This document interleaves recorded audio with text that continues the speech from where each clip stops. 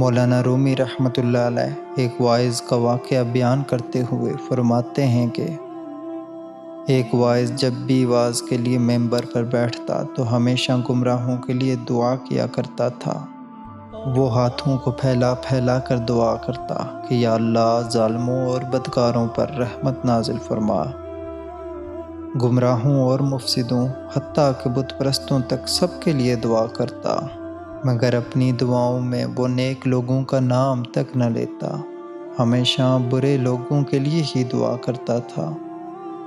لوگوں نے جب یہ سب دیکھا تو کہا کہ حضرت یہ کیا دستور ہے؟ صرف گمراہوں اور بدکاروں کے لیے دعا کرنا کوئی اچھا عمل تو نہیں۔ واعظ نے کہا مجھے ان لوگوں سے بہت فائدہ ہوا ہے اور اس لیے ان کے لیے دعا کرنا میں نے اپنے اوپر لازم کر لیا ہے، کیونکہ ان لوگوں نے دنیا میں اس قدر پلیدی پھیلائی اور ظلم زیادتی کی کہ میرا نفس پریشان ہو گیا اور میں نے برائی چھوڑ کر بھلائی کی راہ اختیار کر لی۔ میں جب کبھی بھی دنیا کی طرف رخ کرتا تو ان ظالموں اور بدکاروں سے زخم اور چوٹیں کھاتا، حتیٰ کہ میرے اندر دنیا کی ہوس کم ہو گئی اور میں راہ راست پر آ گیا۔ پھر مولانا رومی نصیحت کرتے ہوئے فرماتے ہیں کہ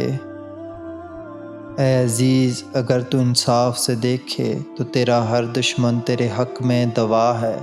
کہ تو اس سے بھاگ کر تنہائی اختیار کرتا ہے اور خدا کے فضل و کرم کا طالب ہوتا ہے اور خدا سے جڑ جاتا ہے۔